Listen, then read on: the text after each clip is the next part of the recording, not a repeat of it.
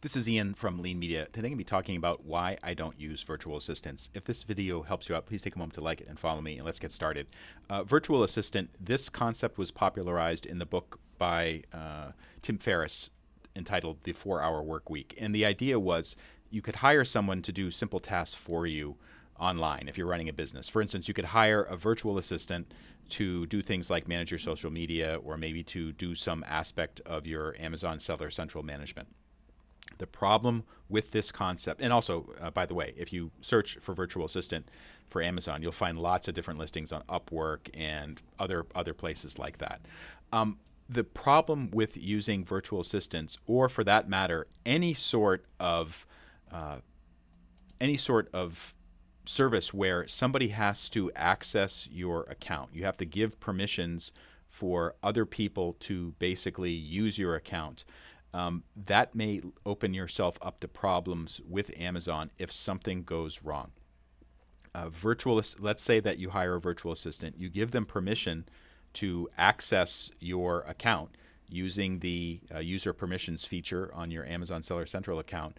And they seem to be working out okay. But unbeknownst to you, this virtual assistant, they're also managing 10 other accounts, and one of them has some major problem. And that account gets flagged by Amazon, and because the virtual assistant has some account permission or maybe was responsible for the issue, everything that they touch is all of a sudden suspect, and Amazon starts looking at your account for problems. This is not a hypothetical situation. I have seen people complaining about it on the Amazon Seller Central forum.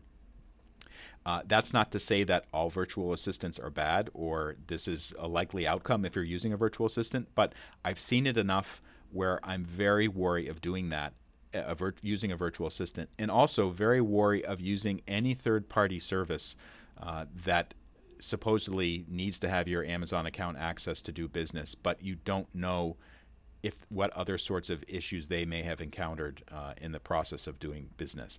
I do have one or two other services that I use that do have user permissions, which I've hooked up to through this, but I vet them very, very carefully before I hand them the keys to the castle because of the issue that I described earlier. You don't know what other sorts of problems they may have had in the past, or if they make a mistake somewhere, either with your account or someone else's account, if it's going to bring down your Amazon Seller Central privileges. So that's one reason why I stay away from virtual assistants, because the bar is very low for calling yourself a virtual assistant.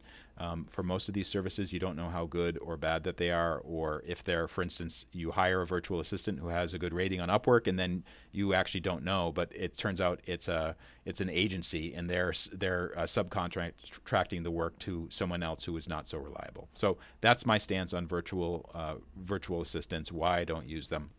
If this video helps you out, please take a moment to like it and follow me on YouTube. And also, if you go to leanmedia.org, click on blog or video, I have lots more posts about topics like this. This is my life. I run an Amazon business. I also have a Shopify site, and I try to share my advice for free with other people on leanmedia.org. Thank you so much for watching.